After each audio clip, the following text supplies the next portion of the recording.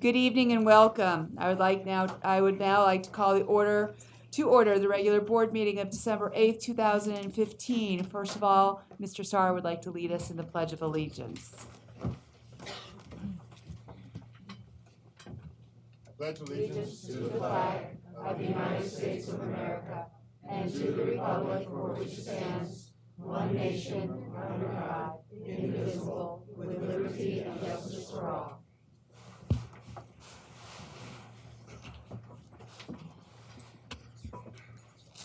Thank you. Our substitutions this evening are Dr. Roger Yohe for Dr. Pan and Daniel Kaur for Jan Gelher. We'd like to begin tonight with the student life reports. And Ms. Diana Martinez from Phoenix College, will you please introduce your students?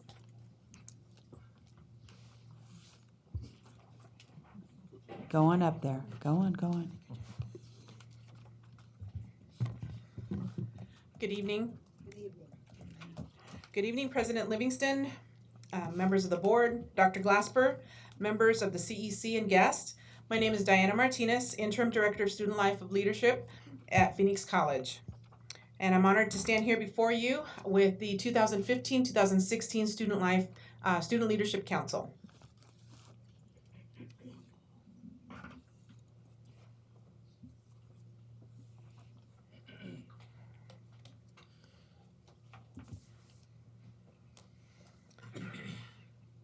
Tonight we will share a glimpse into Phoenix College's 95-year history and all we're doing to continue the legacy. The first student government was established in 1921 to provide student governance for Phoenix College's 90 enrolled students. Today, Phoenix College has 29 active clubs and over 11,600 students in attendance and is going strong as the flagship of the Maricopa Community College District. This is our Student Leadership Council.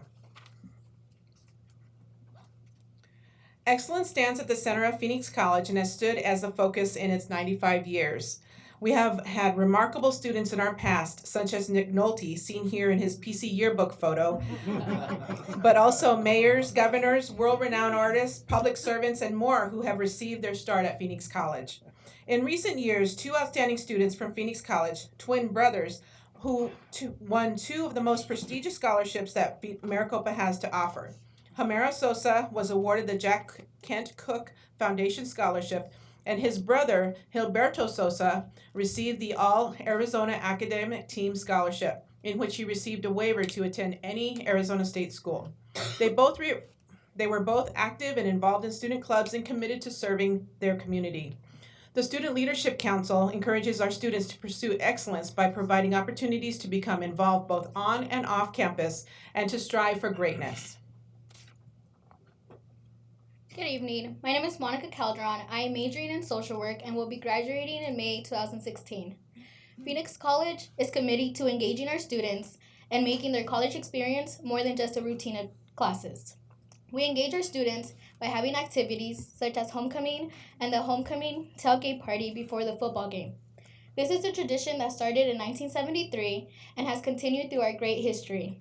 Besides homecoming, one of our greatest accomplishments this year was our Hands of Love event, where we tackled domestic violence. At this event, we had over 200 students and community members show support for victims of domestic violence. We joined hands to show that hands can create love instead of destructions and violence.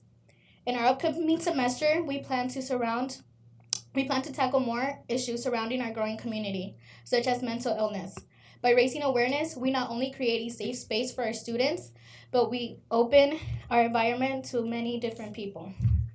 As a flagship of our district, Phoenix College is committed to meeting the needs of our students by being on the cutting edge of technology and creating innovative solutions. One example is the MyPC app.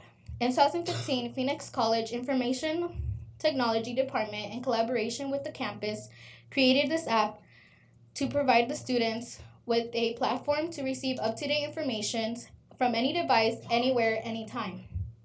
It does not only inform our students, it also provides a significant cost saving for the college. This innovation received the District Dr. Paul Pear Innovation of the Year for 2015. In 1981, Phoenix College created the Interpreter Preparation Program, which is only offered at Phoenix College. The Dental Hygiene Program is another program you can only find at Phoenix College. In 2015, we opened the Center of Excellence in Healthcare Education that houses the state-of-the-art facility for dental programs as well as our healthcare education programs. Phoenix College continues to meet the needs of our students from their access to information, their career training, and helping them stay connected. Thank you.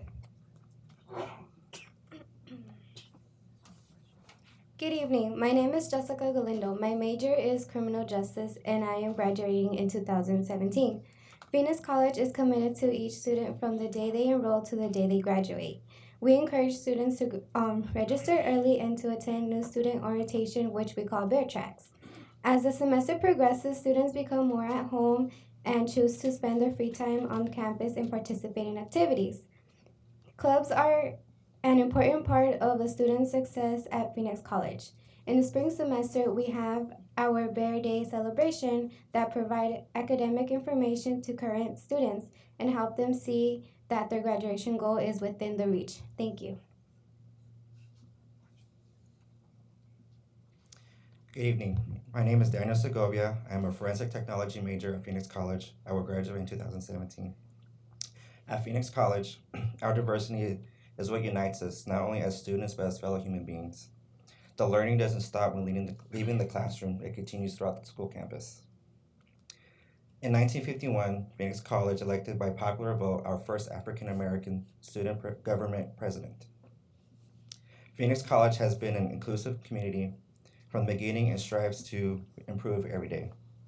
During the 2014-2015 school semester, Phoenix College partnered with the Anti-Defamation League's No Place for Hate campaign. This provides an atmosphere of respect, free of discrimination and biased attitudes. During its first week on campus, students signed a pledge to respect, be inclusive and considerate, as well as being open-minded throughout the year. We hope to continue to build respect among our campus community and beyond. As you see, Phoenix College is rich with tradition, innovation, and respect. It has been an honor to share with you tonight a small piece of our 95-year history. Phoenix College is always and will be a launching point for brighter futures. Thank you, everyone, and good night.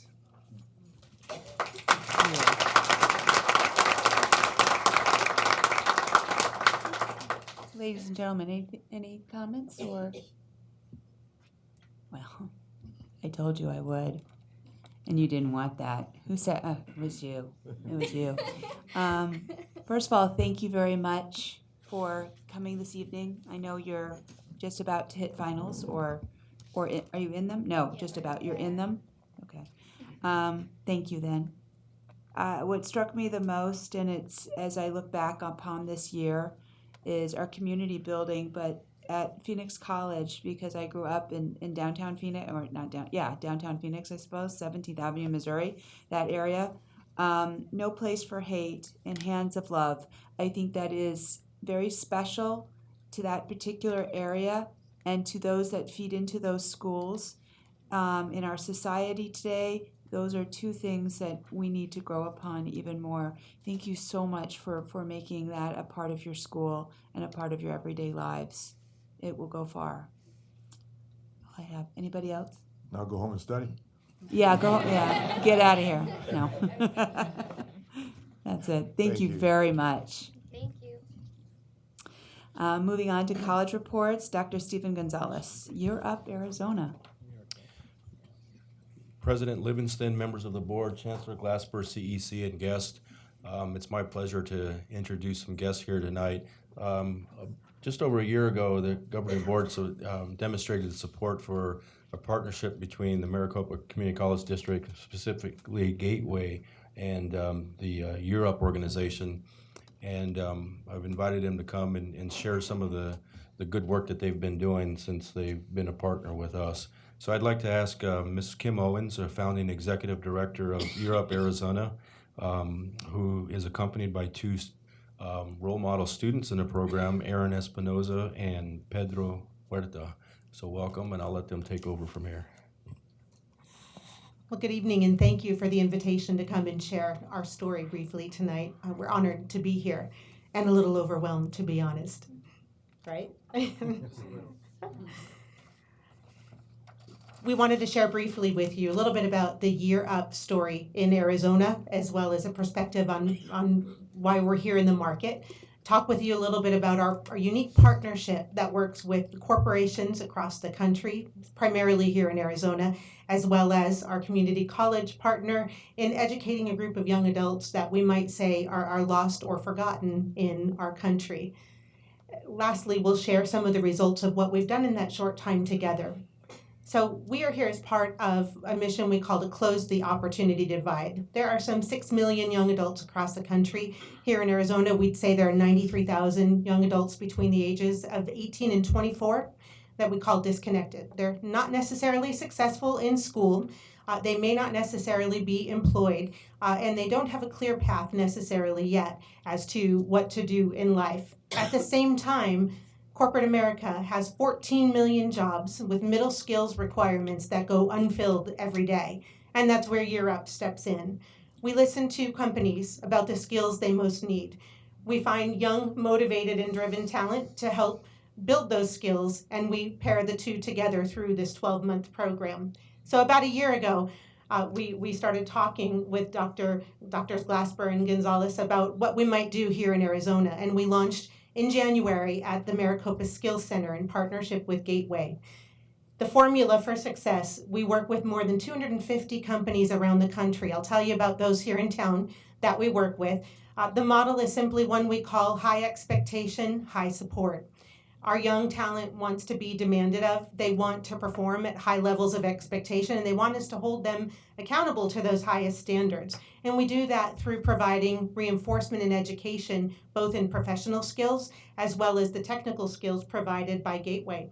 And together, those two components offer a 6-month learning and development program, which teaches the skills that those employers need. We then move it into an internship model where the students will intern for 6 months. You're going to hear a couple of amazing stories in a moment. But those students that intern for 6 months put that education to work. And after 6 months, we have some lofty goals set for us with the hopes that we end in jobs or careers with some of the organizations you see on that list, as well as some of those here in Arizona. So the movement to close the opportunity divide is simply take those 6 million young adults, build the skills, employ them in those 14 million jobs. And in doing so, we've been around the country for 15 years, just since January here in Arizona. We've served over 13,000 young adults, and we hope that number continues to grow through partnerships like that with Dr. Gonzalez and the institution.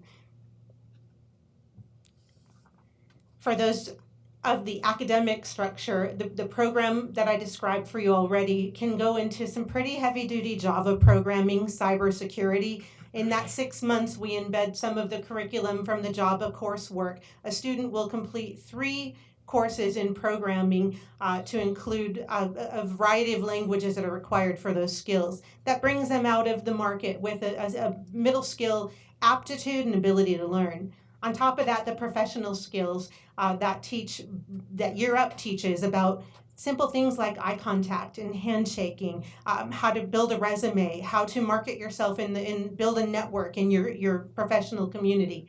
Together, those courses culminate over the 12 months into what we hope is a great story. So who are we serving in Arizona? Today, first-generation immigrants comprise 31% of our population here at Year Up in Arizona. 20% of our deferred action,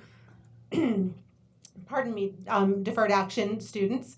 And on that list, 49% or more of our students, it's 51% this semester, have never been to college before. And they enter the college experience with a very high support model to help them get through that first year. So a lot of us talk about a first year sequence. This is a great path to success. And we'll tell you some of the risk factors are not going to sound unfamiliar to you. From financial risk to family risk, we have some single moms standing with me here tonight. We have a variety of transportation issues, housing issues that must be overcome before entering into the program. But again, we don't believe that being born in the wrong zip code should preclude you from access to the economic mainstream. And so our students here in Arizona, this is one of them. I'm going to introduce you to Pedro, who will talk a little bit about his experience. Good evening, everyone. First, I'd like to acknowledge the members of the board and all of the honored guests here. We appreciate you inviting us. A little about myself. My parents, they didn't go to college. They just graduated high school because they had me at 18 and my sister at 19. And their parents only went to 5th grade and then started to work because obviously they had to provide for their large families. So to them, this opportunity that I've gained, I just found out last week that I earned an internship at American Express. And so for them, thank you. Thank you. And so to them, just the concept of going to college, education after high school is a success. And so for them to see me doing so well now, it makes me happy to see them so proud. And especially what drew me to Europe is I'm currently a manager at a movie theater. And while at my young age, it is an accomplishment, many people have been working there as long as I've been alive. And they have college degrees, yet they're not using them. And I want to make sure I don't fall in that category. And so a program like Europe really places people like myself into those corporate organizations to really build those resumes and really just spread the wealth. For example, I've also participated in the Equalizers outreach group that we have with Europe, recruiting other young adults to join in the program and succeed with these opportunities.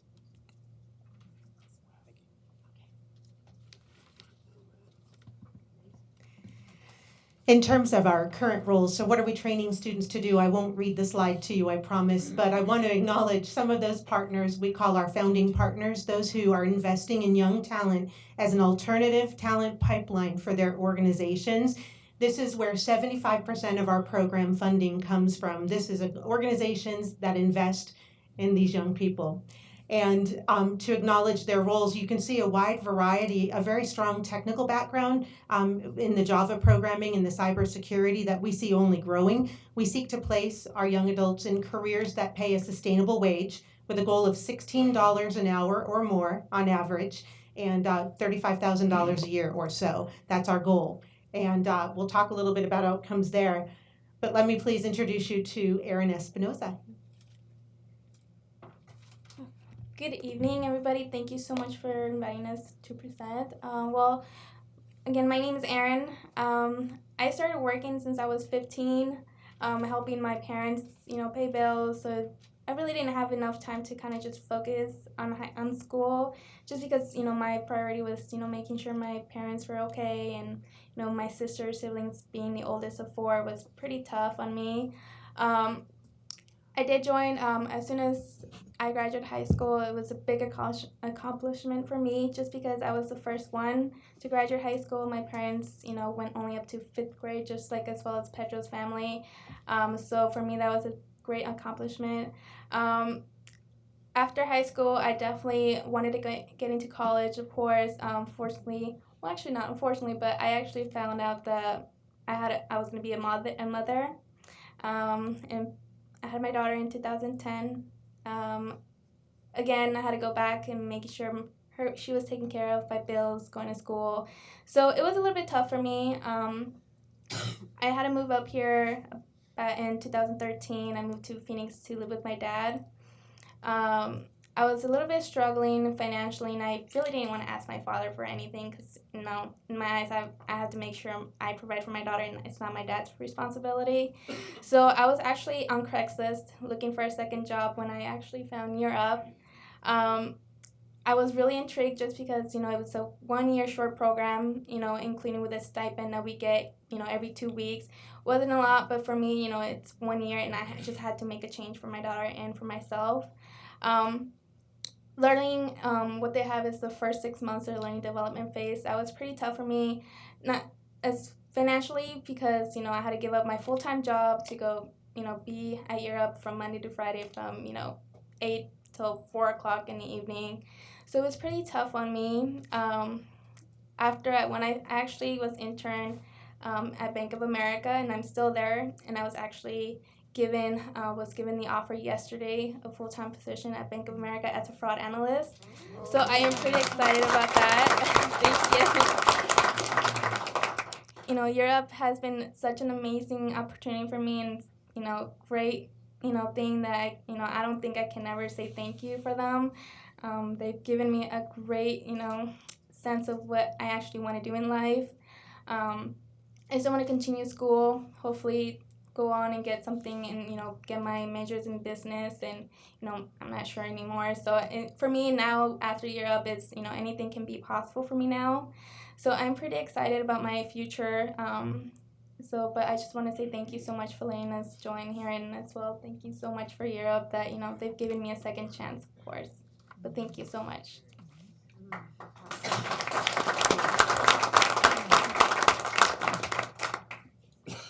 Couple last closing thoughts. The funding model, certainly 75% of our model comes funded from the corporations who invest in our young talent. The other balance comes from a host of community members who invested to help bring the program here, turn the lights on and hire the staff and give us some growth capital to enter the market. I couldn't be here without acknowledging them. If you want to know how the program is working, and this isn't evidence enough, the last thing we could leave you with is a little look at some of our key performance indicators. When we talk about class, we talk about class 1, which is a cohort of 40 students. For the first time ever, a year up site, over 15 years, the first time ever, we doubled in July and we added a second cohort. So we have now 120 students that have gone through the program from January to today. Class 1 of the 35 that started, they've completed above average in our national expectations. 76% of the students who started will end this program in just a couple of weeks. Of those, we have 10 confirmed job offers and accepts. So of those that are left, we are well above the 40% rate, and we'll finish pretty strong with enabling them to secure employment. Class 2, on the other hand, is just approaching their internships. I put this out there to be fully transparent. You can see our admissions goal is a little bit low.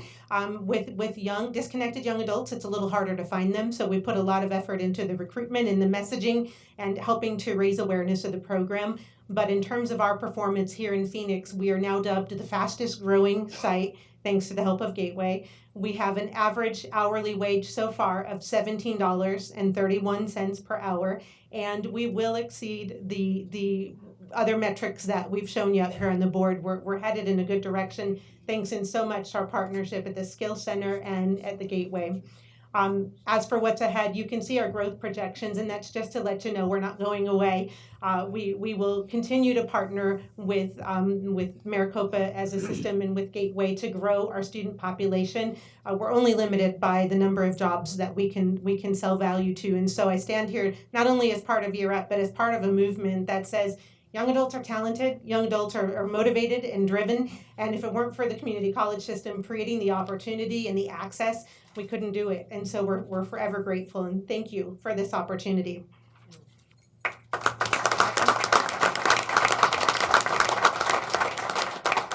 Board members, any comments or, yes, Mr. Gutierrez?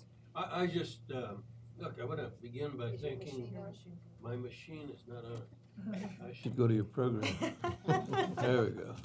I want to begin by thanking the Chancellor and Dr. Gonzalez for making this possible. To you, Ms. Owens, for what you're doing. And to, is it Pedro or Pablo? Pedro. Pedro. And to you, Pedro and Aaron. Look, the stories you've told are extraordinary stories of achievement. And each of you are now role models for your brothers and sisters, for your cousins, for entire generation that could walk away and will walk away from a real future if you don't intervene in their lives. And your model, just being there, is the intervention that is going to make a difference in your families. And I want to congratulate you for what you've done, Ms. Owens. I want to congratulate you for your work.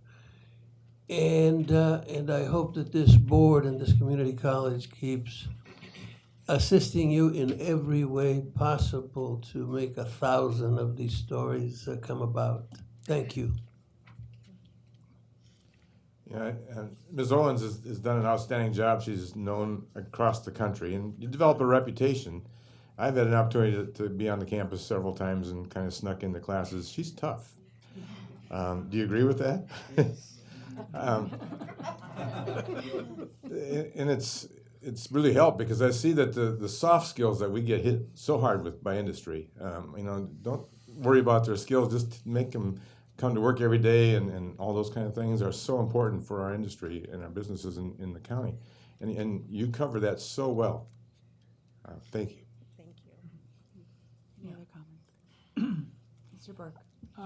As a governing board, we deal a lot with policy and budgets and large ideas, but your presentation helps us focus on the work that we're doing, and we appreciate it very much, knowing about your success. Anyone else? Well, I just have to say this one thing. Ms. Owens, this is a fantastic program. And if you ever need 130 other students or more, I know where they are. They live with me in my high school. Pedro, I hear your stories. I hear these stories every single day. Some are more tragic. Yes. Thank you. I mean, for bringing this evening. This is the third night of Hanukkah, and I thank you for this Hanukkah gift. I thank you for the future Christmas gift that I will also celebrate. This was one of the highlights of the year. I see this every day. One of my students, Ezra, he wrote in a narrative to me that he hopes he does not disappoint his mother, and he wants to get into college. You are my Ezra standing there, because I don't know that he will without a place like Europe. Wow, I'm going back to my campus and making sure they know, and I'm sure they do. The most touching presentation beyond words this evening. Thank you so much for being here. Ladies and gentlemen, take this gift and run with it. Hug your daughter for you. Is she here, your 5-year-old? Oh, I would hug her for you. Why isn't she here? She should have been here. No? Okay. Thank you very much. Thank you for all your hard work. Thank you, Maricopa, for making a program like this possible, and Chancellor Glasper. Wonderful. Thank you.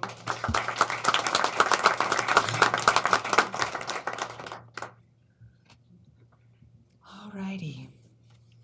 Well, Mr. Leo Valverde, are you here? Going once, going twice? No? Okay, good, because we couldn't really top that. We're kind of done, except we're moving on to number 7, which is the Emeritus Awards and Recognitions. Dr. Paul Dale from Paradise Valley Community College. I believe you have both of them this evening, Yes, sir. Madam Chair, may we use the podium, please, tonight? Absolutely.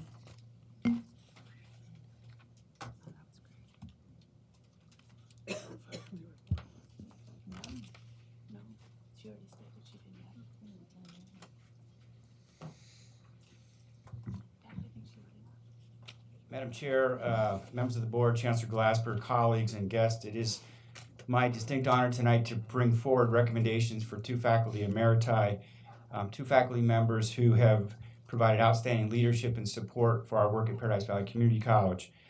First, I'd like to ask Nancy Kolakowski to step forward. I have a few prepared remarks to share about Nancy. Nancy, would you come on up, please?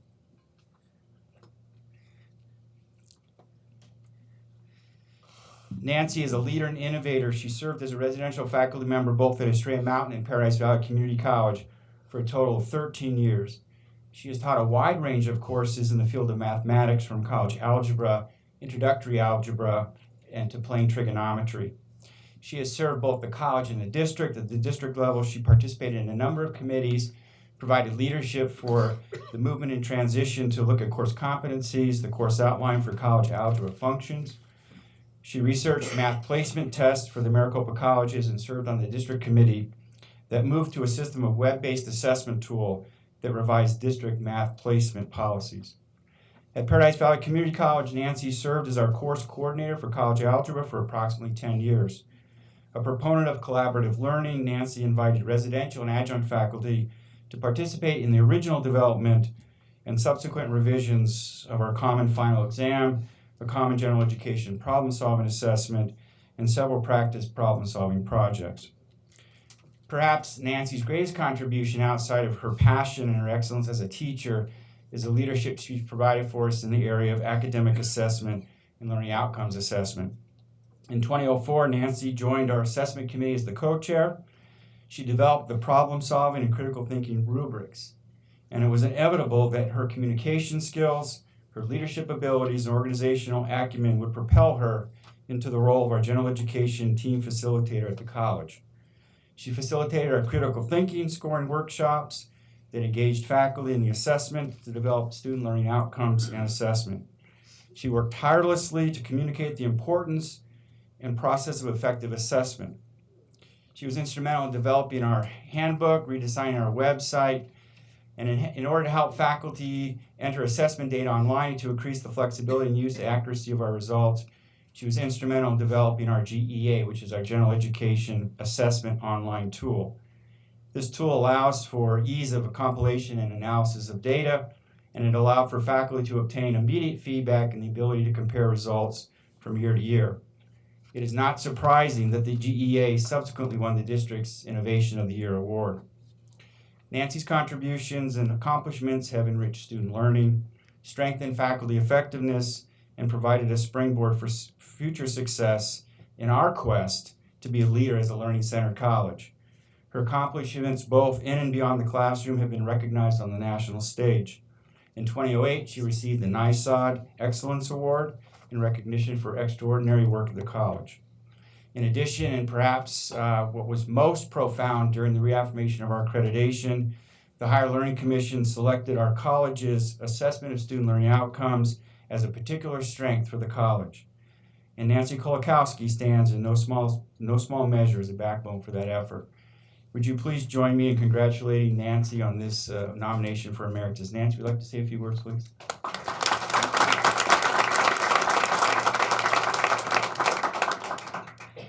Good evening, everyone. You know, so many people have been instrumental in all of the accomplishments that Dr. Dale has mentioned that I did want to take just a moment to mention a few of them. I want to thank my family, never done that publicly, for their love and support, especially my husband, who's been a voice of reason and a great sounding board, and more often than I'd like to admit, the chief bottle washing cook at our house. Most of his meals were pretty good, I must say, but then some. Well, I love you, honey. I'd also like to thank all of the administrators, faculty, staff, and students that I've worked with throughout the district for their unending support, encouragement, and inspiration. It's been such a joy to be part of the MCCCD team and to work in a system that really values innovation and collaboration and excellence. As one just quick example of collaboration, many years ago we were working on the placement test because many of us at PV felt that the math placement test was not well aligned with our math curriculum. So we were collaborating with Mesa Community College because Joe Stye had chaired a committee that was looking into placement tests as well. So we got all excited about this new placement test called ALEX, and our division chair at the time said, why don't you call Maria Harper Marinek and see if maybe we could pilot that? Well, I did, out of the clear blue sky, and her response, well, that's a great idea. Why don't you write a proposal for Math Instructional Council and we'll see if we can make it happen. And she was so supportive in that effort to get that done. And I couldn't even begin to tell you how many people were involved in that effort. Administrators, faculty, IT people from the district and each school, counselors, academic advisors, testing personnel, so many people involved to get that job done. And that's kind of the way it is at Maricopa, that kind of collaboration. So I've been so grateful to work with all these outstanding people at Maricopa and to have this tremendous opportunity to learn and grow and serve. And I just want to say thank you. Thank you very much.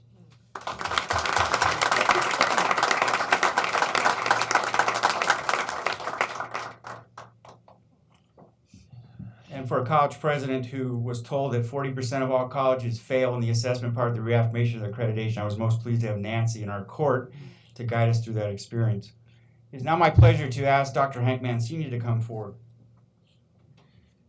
Throughout his 18-year career as a residential faculty member at Paradise Valley Community College, Dr. Mancini positively impacted students, the Maricopa system, and the community. He served as a dedicated teacher, established numerous partnerships with colleges and universities for seamless transfer, and provided significant leadership to build our science division at the college. Prior to his tenure, Hank served 17 years in industry developing soft contact lenses, during which time he co-authored 4 patents. He began his career as an adjunct faculty at Glendale Community College, and in 1994 he joined us, in which his first task was to develop our organic chemistry program, in addition to teaching a full range of chemistry courses. His leadership accomplishments are numerous, and let me share just a few of those with you. He established our annual science symposium, where students create and present an original paper on a science topic of interest. The annual symposium, now named the Mancini Science Symposium, is now entering our 22nd year. The first symposium, the publication contained a total of 14 student papers. Last year, that volume had 85 student papers in that symposium. He later served as a Motorola ambassador in a program linking the Maricopa Community Colleges with industry. The Motorola College Ambassador Program brought educators together to learn about the kinds of training necessary for students to be viable in business and industry. He also established our Professional Scientist Preparation Program to assist and mentor healthcare students.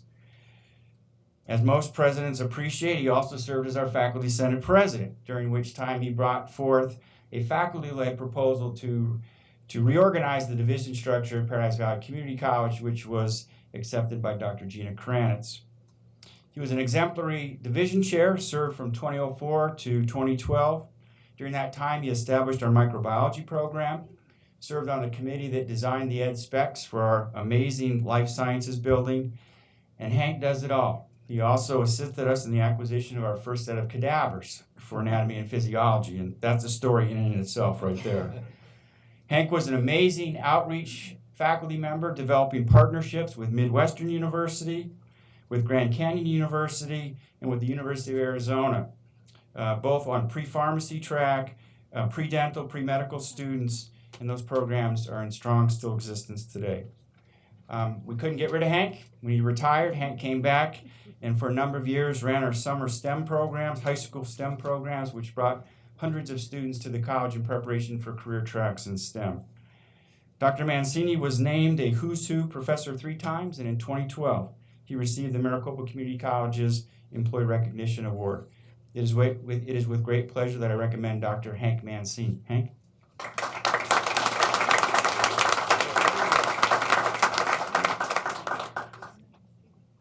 And the winner is, wrong speech. President Livingston, members of the governing board, Chancellor Glasper, wherever he was, members of CEC, members of FEC, colleagues and friends, I am humbled and proud to accept this distinction. While at Paradise Valley Community College, I served, as Dr. Dale said, as faculty member, as a division chair, and as a Senate president for the faculty. Each of these assignments were most fulfilling and an honor for me. My hope is that Maricopa will continue to grow and continue to offer life learning opportunities for every student that desires so. Thank you very much. Mr. Mancini, time out. Mr. Mancini, Yeah, you're being one paged. quick thing. Every year I look forward to your symposium. If you haven't been to that, and I hope you've got some pull yet, Dr. Dale, to keep him involved in that program. But it gives an opportunity for a dozen or more students to present their papers. And these are comparable to any 4-year degree program I've ever been to. The depth of study, the incredible scope of their research, and their ability to make a first-class presentation is just overwhelming, and makes community colleges comparable to a lot of what we see in our 4-year colleges. Not that ASU doesn't do a good job, but we do a darn good job ourselves, and thanks to you. Yes, we do. Thank you very much.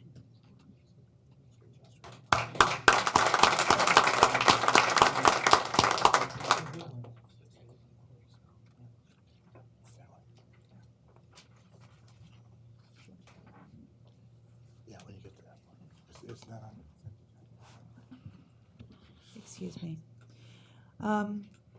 Congratulations to both the winners. I especially like that both of you included the community and other schools and your colleagues, and you included your husband. I'm surprised you only said only a few meals, or not all meals were bad. I would have been dancing if my husband cooked. I now move on to citizens interim. This is an opportunity for members of the public to address the governing board. In compliance with the open meeting law, the governing board will neither discuss nor take action on issues raised during the portion of the agenda. When necessary, issues will be taken under advisement and placed on subsequent agenda. Presenting concerns to the board and the free expression of ideas should be communicated with decorum and respect. Uncivil or disorderly conduct is not permitted. The use of derisive or insulting epithets or the direction of remarks that defame, attack, or harass. Why is this on there? Because I'm reading the wrong one. An individual may serve as cause for the please of the board's presence direct that the speaker immediately conclude his or her remarks, but that's not going to happen. So no worries. Our one and only is Beth Ellis, SCC faculty, with AACR service dog training. And Beth? Beth? No, Beth. Alrighty. And moving on. All that reading. No, I'm just kidding. Chancellor's report. Dr. Glasper. Madam Chair, members of the board, let me just make a few comments. As a follow-up to my email to the district last week on my pending retirement, I would like to give an official date of February 29th, and I will make a more formal statement in the next month or so relative to that particular transition to this new opportunity. I'd like to talk a little bit about tonight some of the things that I would like to continue to tee up between now and February 29th. We are in a pivotal position now to come to the board in January with our legislative agenda, which will focus primarily on 3 items. The first item will be legislation that would allow us to focus on this notion of entrepreneurial activities and be able to generate resources in a space that we have not done so in the past in terms of management services agreements, ownership, and such, and then be in a position, hopefully, with legislation that can be supported by the expenditure limitation, which is the second piece, in order to keep the revenues that we would generate in order to replace the state funding that we have lost in the past and also generate other resources within our system. The third area is a notion of achieving some level of state funding. We are still under the impression and have been recently affirmed that the Maricopa colleges are not in a position, if the state had any resources, to be a part of the state funding formula. And as a reminder, after 50 years, we were taken out of the state statute, so we are no longer in the funding formula portion. But we think that if there are some resources provided to education and specifically community colleges, that we may have an opportunity under some STEM funding or other to receive some particular resources from the state. So those are the 3 major areas that we'll be looking at, and in the legislative presentation in January, we'll give you more definitive information on the particular pieces of legislation that we will move forward. In addition to that, you've heard me speak in the past about this notion of potential consequences for lack of state funding and what that might look like by doing some trend analysis on economic impact out into the future. I will be asking the board sometime in January if they would participate in a demonstration of an economic impact modeling that is being done by the Decision Theater at Arizona State University, which will demonstrate that with a linear approach to looking at no state aid in a potential 3 to 5 year period, and any other potential changes that may not be in the increase areas for tuition and or fees, the potential impact that it may have in terms of transfer degrees and graduation rates and economic impact in the Valley, reminding everyone that currently we have a $7.3 billion annual economic impact. We transfer in excess about 27,000, more than that, about 31,000 students a year to our state universities, about 26,000 as we're looking to Arizona State, and NAU about 5,000 and another 2,500 or so to the University of Arizona. We believe that if the pipeline will dry up because of our inability to maintain that particular level, that our annual degree generation as well, which is about 27,000 split between certificates and associate degrees, would also diminish. And we would like to demonstrate that along with our ability to service the workforce community over a 3 to 5 year period. And we will be recommending at least 3 to 4 different audiences, with our governing board being one of the first to look at that modeling and see if our projections that are being done by economists and researchers over at ASU and representation of people representing Maricopa will actually give us some further insight into the potential decision and consequences for our colleges and for our community. In addition to that, we have rolled in some additional information that talks about elasticity of demand, and that is what will be the potential impact if we were to increase tuition, and then what will be our opportunities to support students who may be potentially impacted through potential increases in federal aid and or institutional support or foundation support.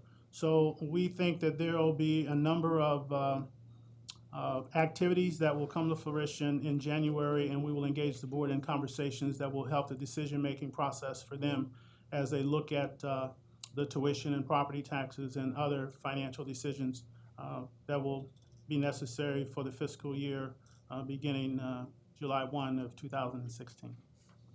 With that, I have no other comments, Madam Chair. Thank you, sir. There are no employee group reports, so we move to the agenda. We now move to the approval of the order of the agenda. Motion to approve. Second? Thank you. Any discussion? All in favor of approving the order of agenda? Aye. Opposed? It so moved 7-0. Consent agenda. Consideration of consent agenda action items. Does anyone wish to remove any items from the consent agenda? Okay.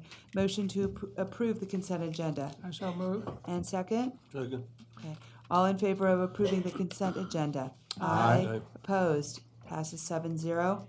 Non-consent agenda. Consideration of non-consent action items. 15.1, Chancellor. Madam Chair, members of the board, we have a recommendation in front of the board for the approval for district-wide web architect and redesign, and we're requesting the governing board's approval to engage Palantir to produce a district-wide web architect and redesign. And I would ask Mr. Ed Kelty if he would make some additional comments that would follow up from the discussions we had at the Finance and Audit Committee. Madam Chair, members of the board, as Dr. Glasper said, we're looking at Palantir to help redesign our primary website and all the college websites and help the district migrate all of their existing content into those websites so that we have a more cohesive one Maricopa look and feel. I don't, if there's any specific questions. Specific questions or comments from the board? None? All right. Anything else, Mr. Kelty? No? All right. Motion to approve? So moved. Second. Vote all in favor? Aye. Opposed? Passes 7-0. 16.1. Ms. Thompson. Go ahead. Madam Chair, members of the board, we're asking the board at this time to defer action on this item. We just discovered in this meeting that the title of the item in the agenda does not match with the action item itself, and therefore, to avoid any confusion, we'd like to work with the board to set up a telephonic conference call in a few days to take action on this. We are clearly moving forward with our recommendation that the board adopt this, but we are not comfortable with the inconsistency in the language between the agenda and the item itself. And the item itself is correct. Mrs. Thompson. Madam President, I'll make a motion that we postpone the action on this item. Madam Chair. Mr. Gutierrez. Just a question. The reason for this request is a technical discrepancy between the public notice and the item before us. Madam President and members of the board, Mr. Gutierrez, yes, that's correct. I mean, technically, there's open meeting law issues Right. with this, so Okay. that's the issue we're looking to address with this. But we're deferral. not, there's nothing in substance Correct. that changes. Mr. Gutierrez and members of the board, that's exactly correct. The item itself is correct and fully represents what our intention is. Thank you. Mr. Burke. And technically, I think a motion to postpone is to a specific date. Would it be appropriate to table the motion, and then when the district is ready to present it to us, then a meeting can be called? I will change my motion to table this item until a date specific. Madam Chairman? Yes. It's always been a mystery to me and what specific set of rules we operate, but the table is in effect under Jefferson's and Robert's rules is to kill. And to make something irretrievable, and I don't think that's our intent. Our intent is to postpone, and perhaps that's an incorrect motion, Mr. Burke, but perhaps the motion should be to delay this to a time designated by the chancellor in the future, and to maintain the agenda item as is and the public notice item as is. Mr. Combs, I'm going to ask you the correct language, table, postpone, or if there's a C, A, B, or C.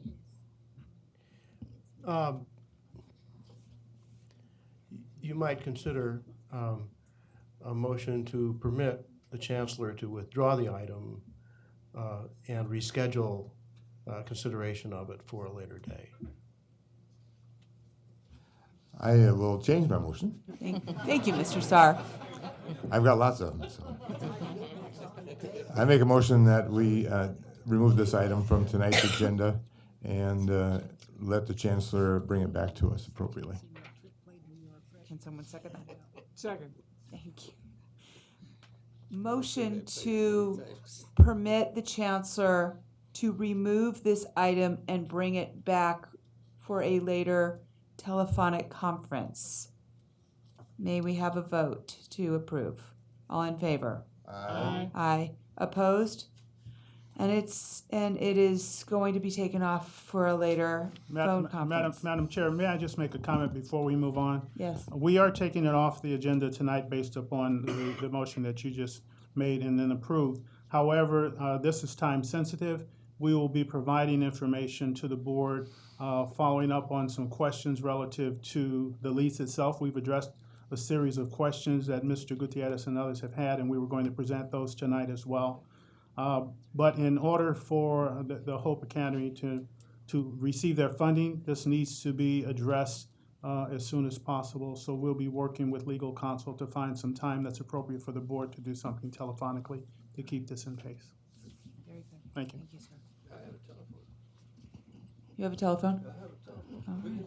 Okay. 16.2, to take action on campus repainting the Chandler Gilbert Community College Pecos campus. Mrs. Thompson. Madam Chair, members of the board, this is to approve a contract award to provide building exterior repairs and repaint 9 buildings on the Pecos campus of Chandler Gilbert. And this would paint some buildings that were first constructed in 1998, have had only minor maintenance, and it would also integrate the color scheme throughout the college. We recommend its approval. Any comments or questions for Ms. Thompson? Okay, motion to approve? So moved. Okay, a vote all in favor? Aye. Opposed? Passes 7-0. 16.3, take action on construction contract for Cooper Hall, a new classroom and engineering lab building at Chandler Gilbert Community College Williams campus. Any comments or questions by the board first? Okay, Ms. Thompson. Madam President and members of the board, the scope of this work includes construction of a nearly 12,000 square foot building, including 4 general classrooms, 2 engineering and applied technology labs, faculty offices, a conference room, and support spaces with occupancy projected for fall 2016. And we recommend its approval. May I have a motion to approve? So moved. Second? Second. Any vote, all in favor? Aye. Opposed? Okay, passes 7-0. Information items, I'm right. Information items 17.1, Chancellor, for the review of the proposed 2016 board calendar. Madam Chair, we have presented for the board's information a proposed calendar for the next, a proposed board calendar for the next calendar year of 2016. And we would like the board's input if they would like to adjust the calendar at all, advise us. But we think that it's representative of the types of meetings that we've had in the past. We've tried to structure and keep all meetings on a single day in order to assist our board members in terms of the transportation and such. But we think that it allows for sufficient meetings. If we need additional meetings, we can add that in the future. Very good. Any comments or questions from the board side as it affects all of you? None?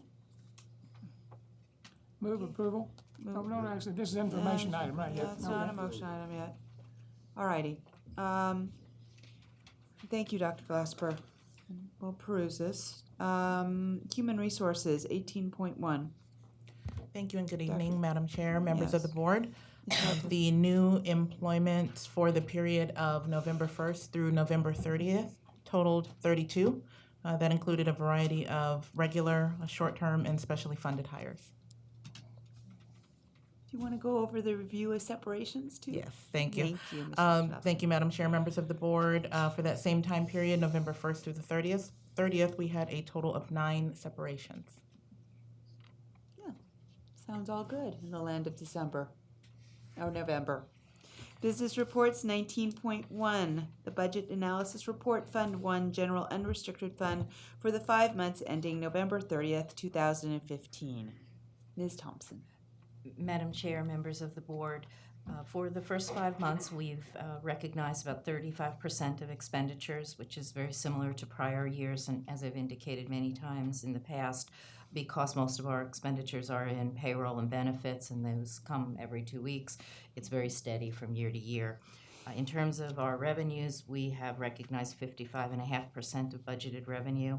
That very much has to do with the fact that our property taxes are collected in 2 major cycles, October, November, and April and May. And to date, we've collected 52% of our property taxes. Our revenue collection is on par with prior years, and we expect to meet our financial stability requirement at the end of the year. Very good. And 19.2, which is the same, but it just goes over the 12 months ending June 30th, and it's our 2015 final report. Madam President and members of the board, we bring the June report or the full year report to you twice, once as a preliminary item before we've closed our books, and then once when that has occurred. So this is the final report for the fiscal year. We did have spending in line with prior years and with our budget, as well as revenue collection, and our fund balance did increase by $3.1 million. Thank you very much. Mr. Sarr. Is this when the auditors get the books staged? Yes, we're in the process of delivering our financial statements, our CAFR, to the Auditor General's office so that they can complete their audit opinion, and are hoping for that to be issued by the end of the calendar year. Thank you. We're going to move on to a section that we just call discussion, because that's all it's going to be. And it's discussion of the governance process, 4.10, board members' code of conduct. Mrs. Haver, would you like to comment? Yes, as you all know, we're going through a turmoil, more or less. We are looking to hire new presidents, and we're losing our chancellor. And I want to assure you that we are committed to as board members, to getting through this in a very smooth way and ending up with results that you'll all be happy with. And just as all of you, I know, are good stewards of the college system, we have that responsibility as well. And for that, I want to remind my colleagues on the board that we do have a code of conduct that we are supposed to follow, that I think most of us follow. But I've been witnessing things that were inappropriate, and for that reason, I did have the code of conduct printed out for every member to study and to realize that when we go out in the public, we are supposed to speak the truth and not make outrageous statements that are fundamentally untrue or are partially untrue, because this is a very sensitive time, and it isn't going to do us much good to have marketing going on if we have someone going around berating what we're trying to accomplish. And so for that reason, I think it's important I bring this up, because I have brought it up before and there was no change in behavior. And so I would like to urge everyone, especially the person I'm talking about, to go through the code of conduct and to follow the rules. For instance, we will have a meeting, I believe, pretty soon, and it will be on ethics. And not every new member has attended the ethics meeting. I did last year. I found it extremely useful, and I brought up that we should have a repeat for those who missed it, but I don't believe it happened. I believe such things matter, that we are supposed to conduct ourselves in an appropriate way. And when we're out talking to people, we're not supposed to make statements as board members for the other board members and talk about things that have not really been decided by the rest of us. And so I just thought it a good idea to bring it up in front of everybody, to the public, because we're supposed to always talk openly. That's the open meeting law. And hope that we can get through this rather difficult time smoothly with everybody taking on a positive attitude and hoping that everything will turn out really well for our district. That's all. Thank you very much, Mrs. Haber. And I'd like to say ho, ho, ho. No, I'm just kidding. At this point, I know you're clapping for the ho. No, I'm kidding. The truth is that we're all one. We're all one. And we want to stay as one at a unified time. We sit here on the board and we all have our different opinions. But when we move on, what Mrs. Haber said is very correct. We go forth as one. And as we move forward, I go on to community linkage. Mr. Burke, you're first. No report. Okay. Mr. Gutierrez. Madam Chairman, I don't have a report, but I would like to point of privilege. Absolutely. And the point of privilege is as follows. Look, Mrs. Haber has just made the point that this is a difficult time, and it's a stressful time for the system. The Chancellor pointed out the economic challenges that we are facing. We are indeed we're having a major transition in leadership. There is, I think, across this district, thousands of employees, some real questions about where we are going, where we've been. We've launched a set of initiatives that we call One Maricopa.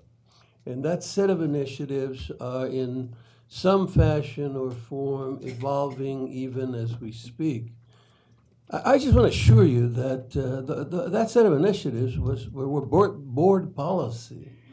They weren't adopted lightly, and there is every expectation that you will proceed to meet those initiatives and the responsibilities contained therein. I know, for example, in marketing, which I've been particularly concerned with and involved, there is resistance. And I know there is a wish that things could always be the same. But you know, 1954 passed, and we survived, and we went on, and we're going to do this.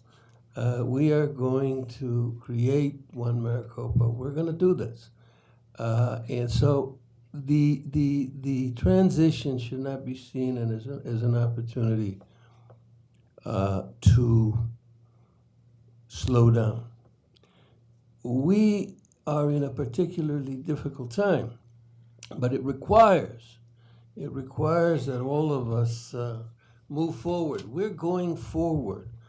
The loss of the chancellor is, in my opinion, extraordinary loss. I think he has been an incredible figure, both in Maricopa and nationally, has contributed in an immense way to education in America and education in Arizona and in this county. And he will be missed. He will be severely missed. I was very sad when he told me the news. But this institution is not one man. It's not one individual. This institution is all of us, and it's all of us going forward. And so I'd like to ask you to do that. And if you have any doubts, and I say this to all of you, from presidents to faculty to adjuncts to staff people, if you have any doubts that we are absolutely committed to going forward, then get rid of them. And let's keep moving. Thank you. Thank you, sir. Mrs. Haver. I appreciate what Mr. Gutierrez said, and I agree with him. My experience has been just quite amazing in the last year, getting to know Dr. Glasper. And I've learned about all the possibilities out there for teaching people, helping them better themselves, better jobs, develop their talents. I mean, it does seem to me we really have it all. And that to me is quite an incredible accomplishment. And I admire him, and I have tremendous respect for him, not just from my own experiences, but from comments that the presidents of the colleges have made, of things that he said to them, good advice that he has given them. And as a result, he's been a leader in every sense, admired by everybody. And this is not, it's not going to be easy to replace such a person. But that will be our job, and if we all do what we're supposed to do and follow a process that makes good sense, I think we'll come through this. And fortunately, he'll still be in the Valley. We'll be able to see him, and maybe we can continue to ask him for advice, I hope. And so I think I have had some experiences. I went to the Paradise Valley Community College Festival of Tales with the little children, and I advise all of you to bring your children to this in the spring. We have this twice a year, and the kids have a wonderful time. And it goes on for, let's see, I think about from about 9 to about 2. And while I was there, I didn't see a single child misbehave. And these children were from age 2 to probably 7 or 8. They were having such a good time. And it's great to watch children playing together and doing things, dancing and singing and watching plays. And so I would highly recommend it. Thank you. Mr. Heap. I'd like to say thank you for Paradise Valley College for inviting me to the fundraising project. It was absolutely fantastic, as not only the fundraising but also the awards for the veterans. The general that has sponsored so many of the openings throughout the system. Two, I'd like to say thank you also to Dr. Glasper for introducing entrepreneurialism in credit hours through not only the Corporate College, but also South Mountain.